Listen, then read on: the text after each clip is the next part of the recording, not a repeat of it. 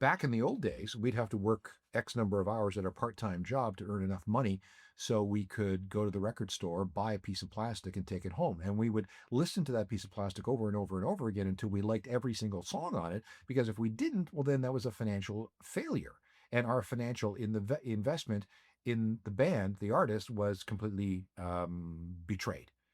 Now it's like, yeah, don't like it, hit the skip button. And because music is so ubiquitous and so easy to access, it costs nothing, and we value it like nothing. All right, welcome to the Growth Mixtape Podcast, and I'm your host, Bob Mathers. Now, just a reminder, if you know someone that needs to hear this episode, please share it with them. And if you like what we're doing here, join my 100% free Substack at substack.bobmathers.com or get the link in the show notes. Now, today I talked to Alan Cross, legendary DJ, radio host, music historian, and now documentary filmmaker. I have been listening to Alan on the radio and now on podcasts my entire adult life. He's been hosting the ongoing history of new music for over 30 years, and he has a way of making everything interesting. It's probably not an exaggeration to say that this podcast would not exist without him, because everything I learned about having conversations on the radio, I learned from him. Now, here's the hardest thing about having a conversation with one of your heroes. Alan knows everything about every artist I've ever cared about. How can I possibly decide what to talk about for just an hour? But here's something I've been thinking a lot about as I watch my kids move through their early 20s. Music has always been a massive part of my life. Music made me feel like I belonged. It gave a voice to the things I didn't know how to say. It shaped who I was, and I don't know who I'd be without it. But now music comes out of the faucet for free. My kids have access to every song ever made. And sure, they listen to vinyl, we go to concerts, but everything has changed. I want to understand how the changing music industry is changing our relationship with music and even the music that artists make. And what's next for my kids and their kids? Well, there's no one better qualified to have this conversation with than the one and only Alan Cross. So please enjoy. Alan Cross, welcome to the show. This is a real honor. I'm excited about this. Oh, you're very welcome. Glad to be here. So I gotta say, I've been listening to your voice on the radio for as long as I can remember listening to the radio, and now more recently on podcasts. So having that voice talk back to me is actually a pretty novel and surreal experience. It is kind of weird. I know that a lot of people tell me this. Yes. Yeah, you get that a lot. Do you remember the first time that happened to you, where you were talking to somebody that you admired or had been listening to for a long time and you thought, holy shit, I can't believe I'm talking to this person? Oh yeah, I was still a kid. I was still a kid. I was nagging my dad to take me around to radio stations in hopes that we would get a tour. And there were a couple of times where we did get a tour, and I ran into somebody, and I realized that I had only known them from their voice on the radio. So I understand what kind of a weird shock that can be. Do you remember the last time that happened? Like, you've obviously interviewed and met some massive names, people that you knew as a fan long before you knew them as a person. Do you remember the last time that happened? And I imagine it didn't make you as nervous or anxious or kind of freak you out as much as it used to. Well, I tell you, when the time that the biggest impact it had on me was when I got to interview Ringo Starr. And of course, Ringo Starr's voice is completely unique. And to have it answer back to me the questions I was asking, it was pretty weird. Yeah. And so as part of this, Alan, I've been kind of going back and binging on some of the ongoing history of new music. I didn't realize that you celebrated just a couple of years ago the 30th anniversary. And so you re-released episode number 1 from 93. And I'm wondering what that was like for you going back and listening to that. God, what a terrible episode. It really was.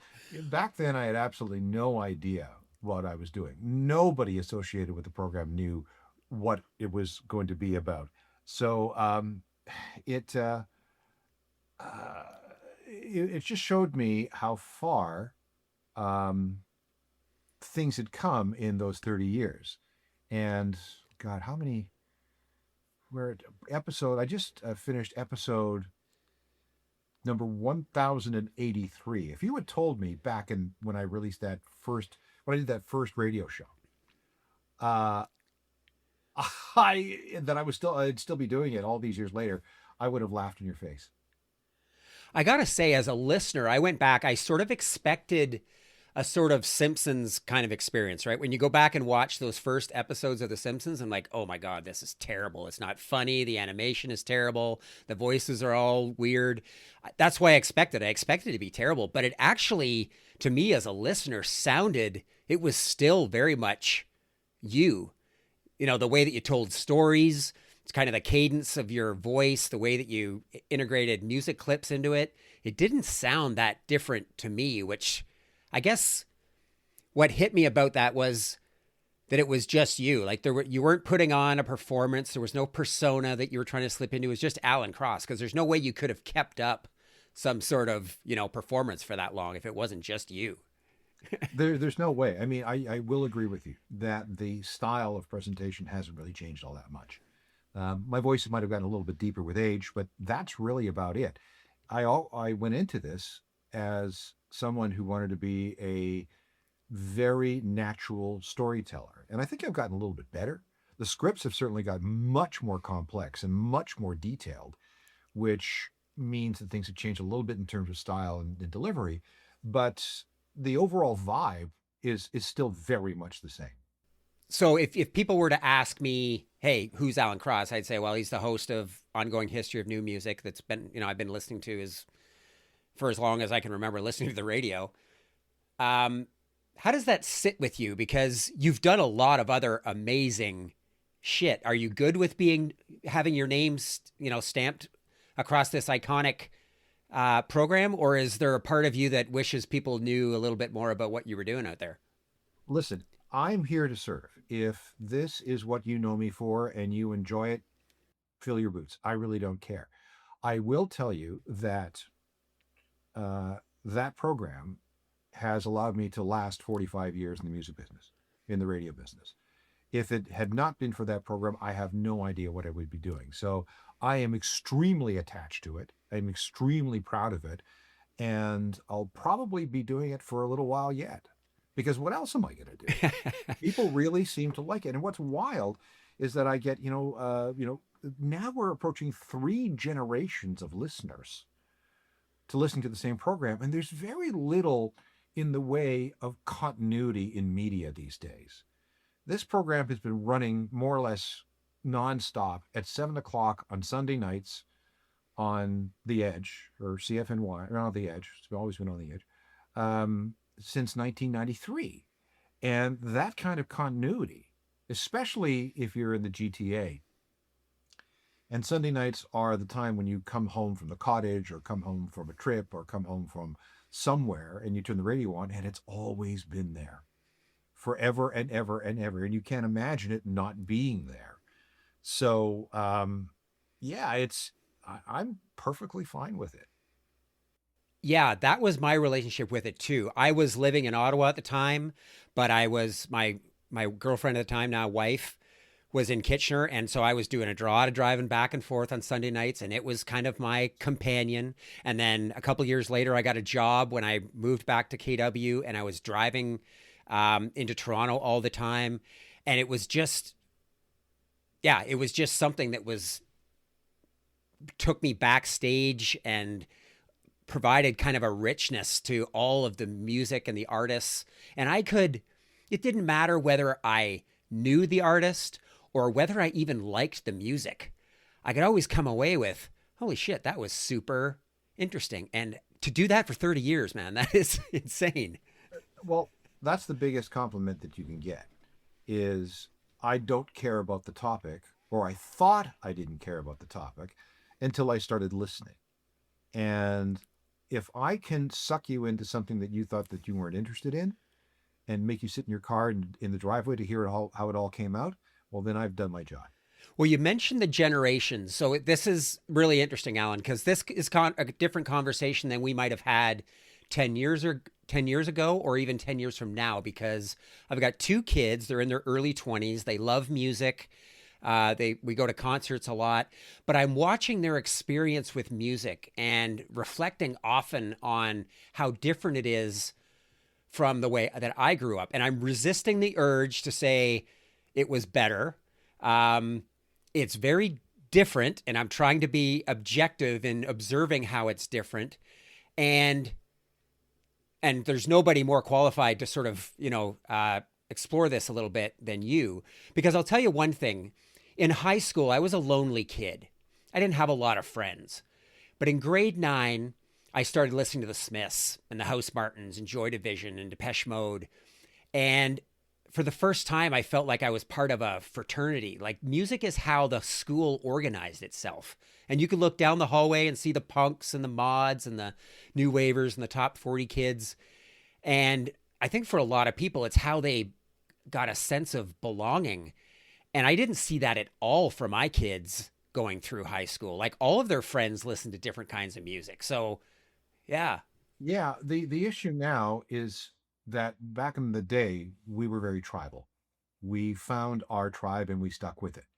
We found music that helped us understand ourselves, and then we used that music to display ourselves, to explain ourselves to the rest of the world. We don't necessarily have that anymore, at least not with music. There is a very ecumenical attitude when it comes to music with young people today. I used to do some teaching at Humber College, and one of the most fun things I do is ask people to pull out their phones and play. What's your playlist? Give me a playlist, and it would be okay. It'd be Justin Bieber, Cardi B, Iron Maiden, Led Zeppelin, Drake, some EDM thing that I'd never heard of, and then the Smiths. I mean, it's like, what? I mean, that we would Right. never do that. We would never be so multi-generational, multi-era in our time, because what we wanted was music from our peers, people who explained and reflected our loves and hates and fears and anger and all that sort of stuff. Uh, but now, especially since recording technology, starting at about 1969 ish, became indistinguishable on an audio quality basis from anything recorded today. In fact, some of the songs recorded back in the late 60s and early 70s sound better than anything that comes out of the speakers today. You can't tell by listening how old the song is. And all you know is that it's a good song and I like it. So era doesn't matter anymore. The other thing too is that in my day, my parents were not my best friends. They were my parents. And we did not share any musical likes or dislikes. So I I was not best friends and we didn't share music.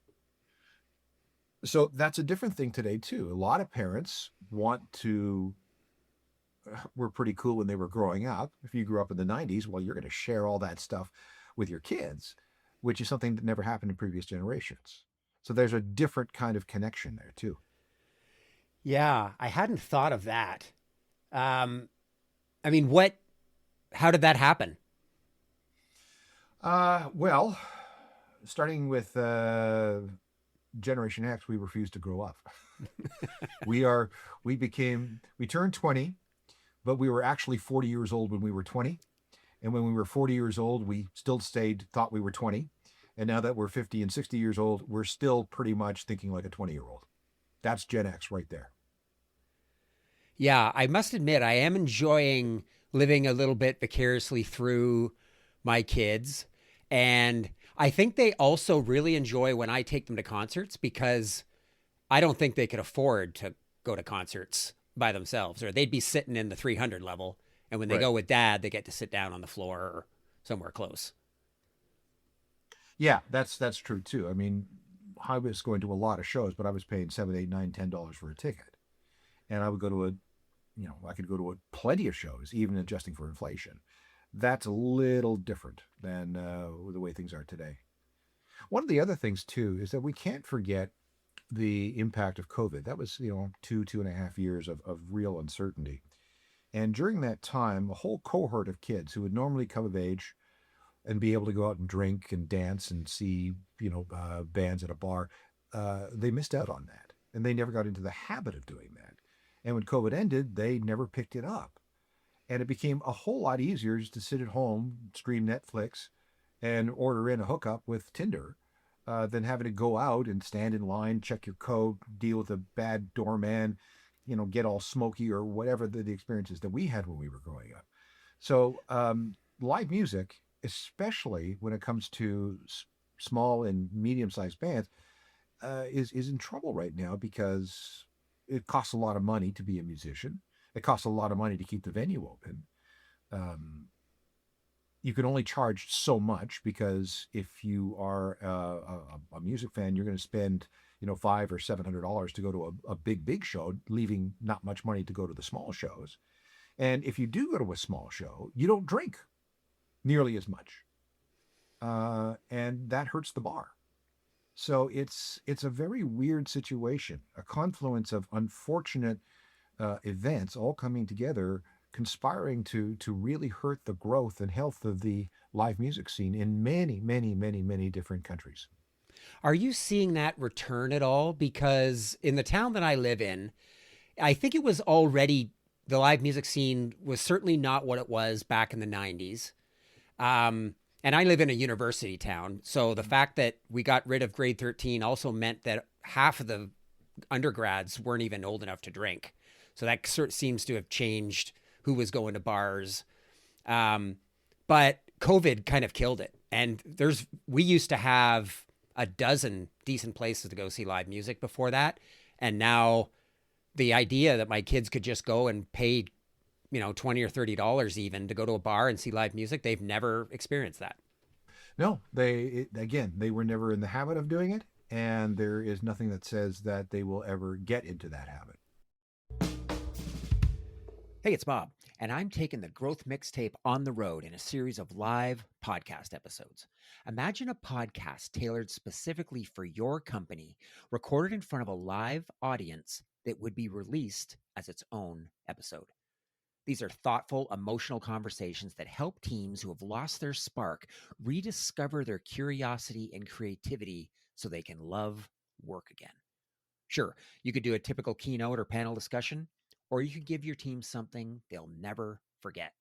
Book me at your next event at bobmathers.ca. Now back to the show. One of the other things that I think about, Alan, is so if you think about the artists coming up today in the last, maybe even say 15 years, they grew up in a world where everything that they did was recorded and shared online in real time.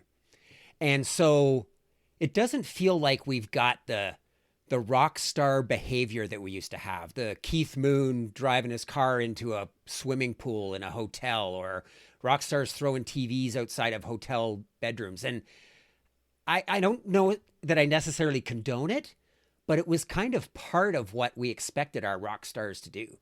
Well, what you're thinking of is the mystique and the separation between the fan and the star. All we learned from them, all we learned about them, was via magazine articles, the occasional appearance on TV, and the occasional time that we saw them live. Otherwise, they were inaccessible. Now, thanks to social media, we know everything that our favorite stars are doing every single day of the year. The mystique has broken down, and it's just not. When there's no mystique, there's no. The curiosity just isn't there. The other thing too is that with cell phones, nobody wants to do anything bad lest they be canceled. Right. That was never a problem back in the 70s, 80s, and 90s because we didn't have that technology. We've also grown up. I mean, we don't, drugs aren't as a big a deal as they used to be. Alcohol isn't as big a deal as it used to be. And certainly the sexism is still there, but it's not the way it was in the 70s and 80s and even in the 90s, not even close, especially when it came to the abuse of women. The other thing too is that So much money was flowing through the music industry back then that you could wreck a hotel room knowing that your hotel and know that your record label would pay for it. That's not happening anymore. There is accountability, both legal, criminal, and financial, that wasn't there in the 70s, 80s, and 90s. So a lot of things have changed. A lot of things about the music landscape have changed, and we're never going back to the way it used to be. Yeah, and like I said, it's almost like, and of course, we didn't really have any photograph or video evidence of these stories, so these myths grew. I think I heard you mention, the Keith Moon story on stage, a few months or so ago. I mean, that those stories kind of float around forever. They grow and they grow and they grow. I mean, until I heard you talk about it, I just figured maybe it was just made up or exaggerated, or so we didn't really know what was real and what wasn't. No, Keith Moon never drove a Lincoln Continental into a hotel pool. It Okay, there never you go. happened. The story got root. It sounded cool, and Keith Moon wasn't about to say it wasn't true. And as a result, it blew up and became part of legend. So the next thing you're going to tell me is Ozzy didn't really snort a line of No, ants he off did of. that. Okay. So you start reporting. How old are you when you start the ongoing history in '93? I was 31. Oh, okay. So your history generally being in the past. So you're reporting on things that a lot of it. Well, you tell me. My impression is that a lot of it happened sort of before you were really a part of the music scene. So you're reporting on history, but the longer you do it, you start reporting on things that you were actually there for. Right. So when I first started, there were precious few resources about alternative music in general. There were a couple of books on punk, maybe a book or two on new wave, a couple of biographies, and that's it. There was nothing there. What really sustained me was a couple of filing cabinets that were filled with press releases and newspaper clippings that we had accumulated over the years at CFNY back in the day. History is always changing. Our perspectives of history are always changing. There are facts, and facts remain facts, but how those facts propagate through time is a completely different thing. And the way we felt about something in, let's say, 1996, based on facts, is different than how we feel about it today in 2026. So history is often a moving target. The facts remain the same, but what those facts mean to us today are always changing.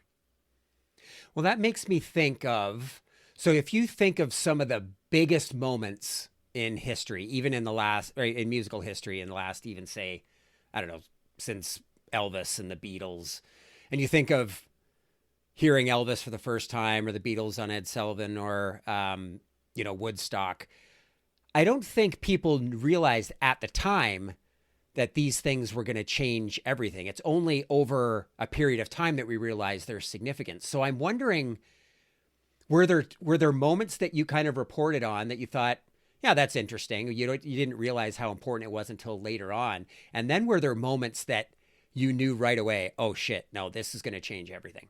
Okay, the latter, I would say Kurt Cobain's suicide. I knew that that was going to change everything. One that I did not necessarily see coming the way it did was the introduction of Napster in 1999. I thought, oh, okay, this is cool. This is something that's going to happen on the side. I did not see that illegal file sharing would basically bring down the music industry. Were you thinking that at the time that the music industry would find a way to shut that down and we'd kind of go back to the good old days? I would think that I thought they would find a way to co opt it, adapt to it, come up with something better than all those janky file sharing programs that we had to deal with, but they never did. And it was only later that I realized that they didn't because they couldn't. First of all, they couldn't get together on how to do it. Secondly, they had this thing about protecting digital rights management. And third, even if they could get through those first 2 points, they couldn't work together because that would be an antitrust situation where you have labels controlling distribution as well. This is why we have automobile manufacturers and automobile dealers. And the dealers are not owned by the manufacturers. You have to have competition on some level. And uh, this is this is the situation. This was the situation. They could not agree on how to do it, and if they could, have the government would have shut them down on antitrust grounds. So it took Steve Jobs, right, to come along and say, I've got a solution to this. None of you guys understand technology. I'll start this thing called iTunes that allows everybody to sell their music legally, electronically for adult. Pretty much, that's exactly what happened. Steve Jobs is a third-party entity, and he absolved them from having to set up their own digital storefronts, and he cut them a good deal. And they were so desperate that they didn't know what else to do. So they just, okay, Steve, here you go. You are the new record store. Now, this is the other thing. Record labels did not own record stores. It's least record stores that sold their own product, just exclusively their own product. Record stores were clients of the label. iTunes became a client of the label like a record store was. And it basically saved them until, or at least staved off extinction until streaming came along. And even then, the labels had a hard time figuring out how to make streaming work. But by 2016 or 2017, streaming was the dominant source of revenue for the labels. And I can tell you that last year, the report from what's called the IFPI just came out. Last year, streaming revenues accounted for over $31 billion in revenue for the recorded music industry around the world. I want to come back to streaming, but before we leave Kurt Cobain, I was thinking about, I swear I remember the first time I saw the Smells Like Teen Spirit video. I think a lot of people can, whether they heard it on the radio first or whether they saw it, the video first. I think I saw the video first. I do remember, and it's always interesting, you don't see disruption until it's here. And so I do remember let's put ourselves a month before that song comes out. Things did seem kind of bleak for rock, guitar rock. Like in Canada here, we had the Hip and we had some good local bands, but we also had Guns N' Roses that was coming out with like 9-minute piano ballads, and nobody saw that coming. But I wonder if when that happened, like, how did you see it as somebody from inside the industry? Like, how quickly did you realize that this was going to change everything? Well, there was a feeling that something was happening in 1990 because we had seen the beginnings of, well, there was Manchester. And we had a feeling that something was coming. You know, the Pixies were around. There was a college radio was becoming much more influential. REM was becoming a big deal. Husker Du, for God's sake, had a major label record deal. So did Sonic Youth, and it was like, okay, something's going on here. And then we get into 1991. In early 1991, there was a series of albums from the Hip and from the Smashing Pumpkins and from a few others that had us thinking that maybe the scales are tipping into the favor of the weirdos, the alternative crowd. What was really important was in March of 1991, we entered something called the SoundScan era. Up until that time, record album charts were based on estimates that Billboard would call around to, and they call around to these record stores and say, how many copies of this did you sell? How many copies of that did you sell? Very imprecise, open to all kinds of, let's just say, manipulation. But on March 5th, I think it was, 1991, we entered the SoundScan era, which meant that a record was only counted as sold when you scanned the barcode at the cash register. So you got an actual number of records being sold. And the following week, the album charts completely changed. What we thought was selling very well was not. and what we thought wasn't selling was. And the two biggest formats, the two biggest genres that gave everybody a wake up call were country and alternative rock. And when the record industry saw that, it was like, okay, well, here's where we need to put our eggs. This is the basket that we have to go for. And suddenly, all these marginal bands were suddenly not so marginal. And it just so happens that a lot of really great Gen X bands were coming out. On August 27th of 1991, we had Pearl Jam release their 10 album. We didn't know anything about Pearl Jam then, but in retrospect, that was a big deal. That same day, Smells Like Teen Spirit was serviced to radio stations across North America. Again, had no idea that everything was going to happen. On the 24th of September of 1991, Nevermind comes out the same day as Blood Sugar Sex Magic from the Red Hot Chili Peppers. And then October 8th, Soundgarden's Bad Motor Finger comes out. And then on November the 3rd or 4th, U2's Achtung Baby comes out. So these are just 5 or 6 of the biggest albums of the alt rock era, and they all came out within a period of 6-7 months of each other. The biggest of these was, of course, Smells Like Teen Spirit. When Geffen put it out, they thought they would sell maybe 50,000 copies. If it made 100, if they sold 150,000 copies, that would be considered a home run, far exceeding expectations. Well, in the space of 6 weeks, that album went from selling a couple of thousand to 300,000 copies a week. And by January, it was the number one album in America, knocking Michael Jackson out of the number one spot. What this had the effect of doing was turning the entire industry onto what was happening with alt rock. And things like classic rock and hair metal disappeared in the span of just a couple of months. It was an incredible sea change, changing of the guard. And I lived through it, and I remember thinking, holy crap, this is moving fast. And it stayed that way until late 1995, early 96. So those years, for us, it was from 1990 through to 1995, where every day you'd go into work and there would be a new sound, a new song, a new band, a new album. It was absolutely incredible. It was such an embarrassment of riches. That is my favorite period of music, 1990 to 1995. I know nothing makes me prouder than my son coming home from the record store with a copy of, Nevermind under his arm, or Bad Motor Finger, because these are albums that I haven't even listened to on vinyl. I bought them on CD, right? And then I streamed them. I've never owned them on vinyl. No, you wouldn't have, because Yeah. vinyl was dead, dead, dead, dead, dead. Yeah. We were all into CDs back then. Vinyl was on its way down, and we were entering the all digital world. I don't think I ever had a copy of Smells Like Teen Spirit on vinyl until almost 30 years later. Yeah, exactly.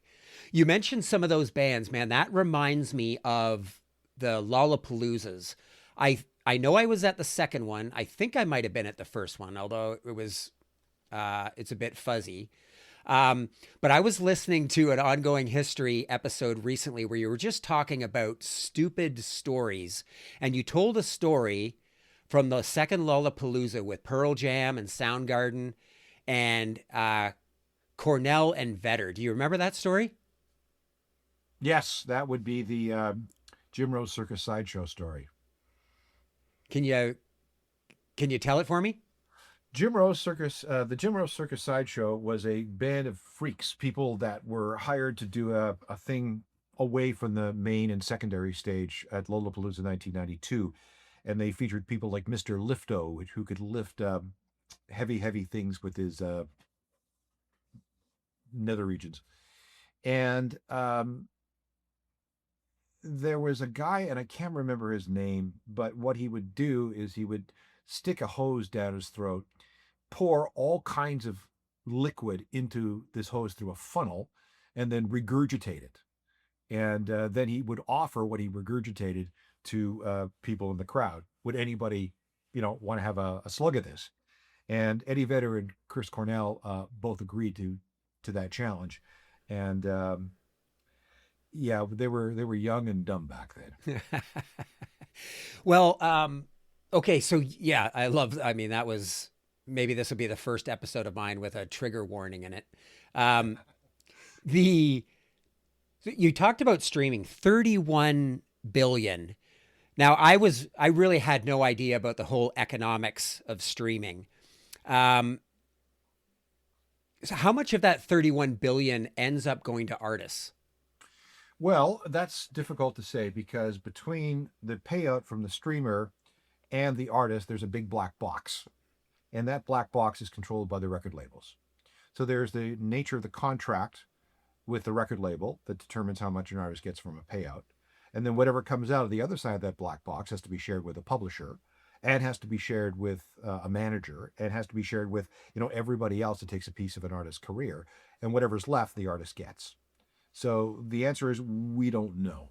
We honestly do not know. Now, the average artist gets what, like 3 to 4 1 thousandths of a Now, cent see, per this is a stream, or misnomer. You can't okay. you can't look at per stream payouts. It doesn't work that way. People want that to be the case, but it doesn't. Here's how it works. If you okay, let's take Spotify as an example. Every year, Spotify totals up how much money they brought in. And that's from subscriptions, that's from ads, that's from whatever else, everything that they pay.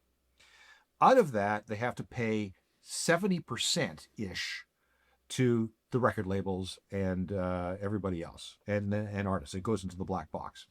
Now, when it comes to what they pay, they look at how many songs were streamed, what songs were streamed the most, and then of those songs that stream the most, and it has to be over 1,000 plays.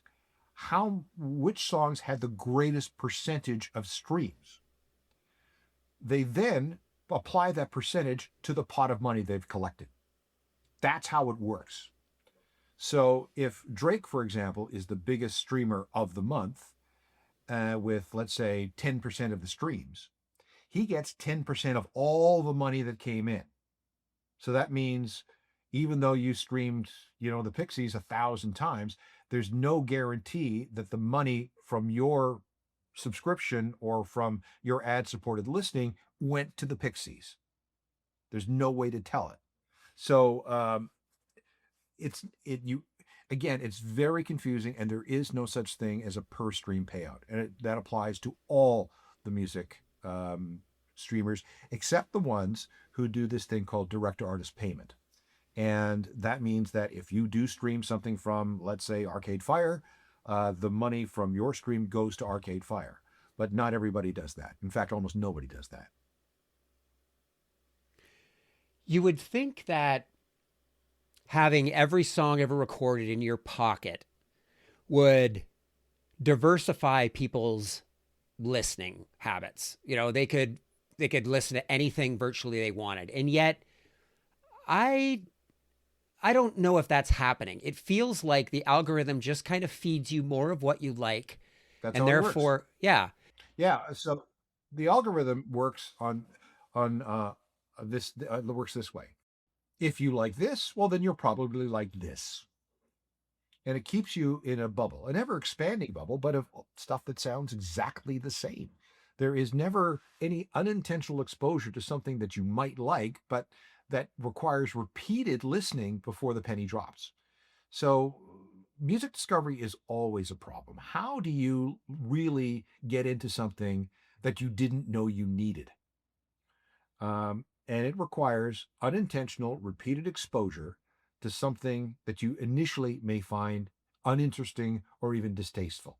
For example, nobody likes modern jazz the first time they hear it. It's too complex, it's got too much backstory, it's just like, I don't understand this. You can't just jump into John Coltrane and go, wow, this is the greatest, without any sort of background in any kind of jazz. What you need is someone to take you by the hand and explain what's actually going on, and then be exposed to it again and again and again and again until suddenly something in your brain, the neuroplasticity of your brain, begins to recognize the patterns and the the structure of the song in a way that it secretes dopamine, which means, oh, I like this, give me more. So algorithms are not very good, um, but there's no real substitute from having a real person um, show you the ropes when it comes to certain types of music. Well, I guess that's what we're missing with radio and even, much music back in the day. Like, I mean, I don't know how I would have ever found the Beastie Boys if it wasn't for some channel. I could go to watch much music, and yeah, there was Madonna and Prince and all that stuff, but there was also a time for rap and there's time for heavy metal. And since it was the only channel around, I would probably get exposed to that. Same thing where I might bounce between CFNY and Q107, but there was somebody in charge of, yeah, here's all the popular stuff that everyone's going to want to hear, but here's some other stuff that we think people like, and it painted far outside the lines that the algorithm uses. Well, it's a little different than that. You had to sit and wait for your favorite video to come along. And in the meantime, you were exposed to things that you didn't know existed. You were even exposed to a lot of things that you hated. But at that point, you began to learn what everyone else was listening to, what everyone else was into. And we became familiar with music that uh, we we didn't like. Um, and we could probably sing along with a song we hated, just because we were exposed to it. There wasn't as much music out there. Right now, there's about 250 million songs available on the streaming music services. Back then, at the 80s and 90s, we'd be lucky to get 3,000 new albums released in a year. A record store would hold maybe 100,000 titles of all genres and all eras. So it was much easier to keep track of what was going on and what everybody was listening to. And you've talked about how streaming, because artists don't get paid until you listen for 30 seconds, how it's actually making songs shorter, Mm-hmm. sugary, doing away with long, kind of complex intros. That doesn't paint a particularly rosy picture for music, I don't Well, think. no, it doesn't. And this is a big concern of a lot of people. And yeah, it's distressing, and there's no real going back. If you had to, it feels like, so if we look at the state of concerts, which yeah, I don't want to sit here and talk about how great the good old days were, but it's expensive because the whole industry has changed and artists need to make money. And so it's expensive to see concerts. Very few artists are able to make a living off of the distribution of their music. The algorithm is changing the way or at least enticing them to change the way the music is made. If you had to guess what's going to happen, do you have any sort of predictions? Given that you're a kind of a student of history of this stuff. No, not yet. All we're going to do is continue to see more and more fragmentation of genres. In fact, the idea of a genre is becoming completely irrelevant because people just want to hear good songs. So I wish I knew where we were going. The business of streaming is going to alter a lot of what's going on. It already has. I mean, mainstream music right now is a niche. Back in the 80s and 90s, like I said earlier, we knew what everybody was listening to because it was mainstream. It was so mainstream that even the stuff that we hated, we knew. Um, as a result, today, you can go up to anybody on the street and say, name me 5 Taylor Swift songs, and unless you find a Swiftie, you can't. So the mainstream, like I said, is just another niche genre right now. And if you go to Spotify, they have to categorize things by sound in some way, just so the algorithm works. And they've got over 5,000 different genres. Now, who can keep up with this? And the answer is nobody. And my concern is two things. Number one, nobody can find the music that they really want to listen to or really want to listen to that they don't need, they want to listen to. And secondly, they don't value music at all. Back in the old days, we'd have to work X number of hours at our part time job to earn enough money so we could go to the record store, buy a piece of plastic, and take it home. And we would listen to that piece of plastic over and over and over again until we liked every single song on it. Because if we didn't, well, then that was a financial failure. And our financial investment in the band, the artist, was completely betrayed. Now it's like, yeah, don't like it, hit the skip button. And because music is so ubiquitous and so easy to access, it costs nothing, and we value it like nothing. It still has emotional and spiritual heft. It has no emotion. It has no, unless you're buying vinyl or CDs, it has no financial connection anymore. Yeah, it makes me realize, when I was working at Kentucky Fried Chicken making $2.85 an hour, even in whatever, $1985, I spent more on music then than I do now. Yep. The average spend on music for a person today in a year, unless they're heavily into vinyl, we're talking about, massive generalizations, is about $80. $80 a year in 2026 dollars. Yeah, I would blow my entire paycheck on vinyl. I mean, that's all I spent my money on. I wanted to just come back to you mentioned early on, Alan, just some of the stories that you've gotten to tell. And I'm wondering, are there any stories that you just never get tired of telling, whether they're crazy interviews or places you found yourself in? Oh yeah, I mean the Ringo's, my David Bowie forgetting to turn on the tape recorder story, my encounters with Liam Gallagher and Noel Gallagher, my encounters with Ringo Starr and Paul McCartney. Oh yeah, there's lots and lots of stories. My long-term relationship with Courtney Love, the stage play I did with William Shatner. Oh yeah, I got tons and tons and tons of them that I'm gonna have to write down one day. Tell me about the William Shatner. I did a stage production with him in 2011 called How Time Flies.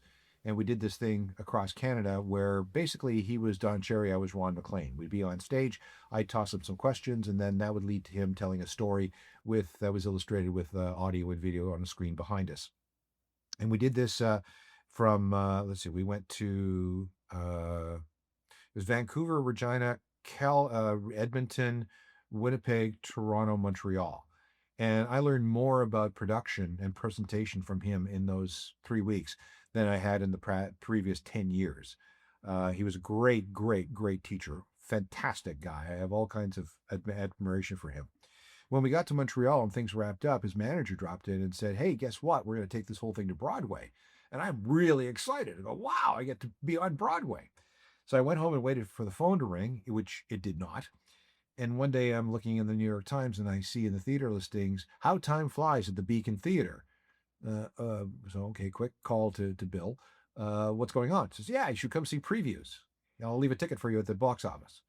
So I went to New York, I went to the Beacon Theater, and there was How Time Flies, and my part in the show was taken up by an empty chair. And all the lines that we had worked on in the production were still in the production. So backstage, he says to me, "What do you think?" And I says, "Well, I liked it, of course, but I couldn't help notice that my part was taken by an empty chair." And he looks at me and he big smile and he goes, "Yeah, wasn't it great?" Was there somebody backstage reciting your part?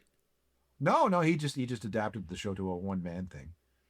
It's still on HBO. You can find it. Just look for How Time Flies, and every once in a while it'll come up, and I'll go, "Yep, that was my line. That was my line. That was my line. That was my line." God bless you, Captain Kirk. Godspeed. Yeah, the in all these years of talking to people, Alan, I'm wondering whether you had come across bands that you thought, "Oh my God, these guys are going to be massive, super talented. The timing seems to be right," and they just fizzled out and kind of went nowhere, compared to bands that maybe you were interviewing and you thought, "What are these guys doing on the radio?" No, not really, because the music industry is completely unpredictable. absolutely unpredictable. You don't know what the public is going to like. You can put so much money and promotion into something, and it just will not click. It just won't. So you take every opportunity to talk to somebody with the expectation that they could blow up big to someone. It just doesn't happen as often as you think. This has been, God, this has been so much fun, Alan. I've often thought of this as sort of my first album, right? Like you get a chance to talk to Alan Cross, and it's basically just a random collection of questions and oddities and ideas. They say you've got your whole life to record your first album and six months to record your second. So it's just sort of a collection of things like, God damn, if I ever got a chance to talk to Alan Cross, these are the random things that I would ask him. When I was in preparation for this, I had gone out and I had talked to maybe a dozen or so people and asked them, when I say Alan Cross, what does that name mean to you? And some of them would kind of look blankly at me. It's not everybody knew it like I know it. But man, the people that knew you, their eyes lit up and they're like, oh my God, I didn't really understand David Bowie until I listened to Alan Cross, or I never would have listened to the Ramones if it wasn't for him. And I had one guy tell me like what a massive impact you've had on his life. And I remember when I saw you last fall on stage, kind of an Ask Me Anything thing, and you talked about how lonely sort of those early days of radio were when you're sitting in a booth talking out into the void. And man, I hope you know what like a massive impact you've had on people. That's why I do the speaking engagements, because again, you sit in a room talking to yourself. You have no idea if you're making any kind of an impact or people are appreciating anything that you're doing. So it's only when you are face to face with them that you realize that, yeah, maybe it's good validation. Maybe I am having an impact. Maybe all this work is worth it. So, and it's certainly not for me about vanity. It's audience research. And if people come out to see me, I must be doing something well. So, okay, I'll keep doing it. That's really all it is. And before we go, I want to talk a little bit about the documentary, The Spirit of Radio, the documentary about the early days of CFNY and the Edge, because I stumbled across it in my research, and I watched an hour on YouTube, which I thought was the full length film until you told me that no, that's just a bit of a teaser. So tell me about this project. Right. This is something that we'd been trying to get made for 10 years. For 7 years, we complained about not having it made. And then we spent 3 years actually making it. And we went all over the world to do the interviews. We spent an awful lot of money on licensing. We did a ton of stuff. And it finally arrived earlier this year in the 60-minute form that people can see on the TVO YouTube channel. That, however, was commissioned as a special 60-minute edit. There's a lot of stuff that did not make that original edit. So what we're doing now is touring the extended version to theaters around the GTA and to Vancouver. And I know that you're in Waterloo, and I'll tell you that we're screening it next Friday, March the 27th in Waterloo. And the date, next the 27th, and then the 28th, I think we're in Hamilton. I'm going to be there for that. It is a very good cut. I mean, I saw the 60-minute cut a number of times. I was astonished at how good the 90-minute cut is. We had a very good editor, and we just slaved over this thing. I'm one of 5 executive producers on this thing, and the amount of time and effort and money we put into it, was insane. And we're never going to make money from it, but what we wanted to do was have a document of what we went through and maybe the impact that we had. Yeah, one of the things, and it's one of those things I guess it's easy to take for granted because it was just a radio station. I didn't realize the significance it had in breaking bands from Europe, for example, because they would come here and they would get played and there were venues here. They would sort of like land here and then spread out across North America. Pretty much. And there are a bunch of artists there that will that attest to that. There were 2 artists that we couldn't get because of scheduling issues. One was Depeche Mode, the other was U2. They would have said exactly the same thing. Yeah, I hope people check that out. I cannot wait to go see that in person next week. Alan, this has honestly been the thrill of a lifetime. when if people don't already know you, they can find you at a journalofmusicalthings.com. They can check out the podcast, The Ongoing History of New Music, and Uncharted, which is super cool. It's almost like a true crime music podcast. Is that how you would describe it? Oh, yes. That's exactly what it It's is. the best. This has been absolutely amazing, man. I can't thank you enough. Oh, you're very welcome. And please go see the movie. Please spread the word on the movie and let me know what you think. Can't wait. The Growth Mixtape podcast with Bob Mathers is produced by Bespoke Projects. Music by Jean-Michel Walter Cronkite. If you enjoyed this episode, please take a moment to follow and rate us. When you do this, it helps to raise our podcast profile so that more people can find us. If you want to connect, you can find me on LinkedIn using the link in the show notes.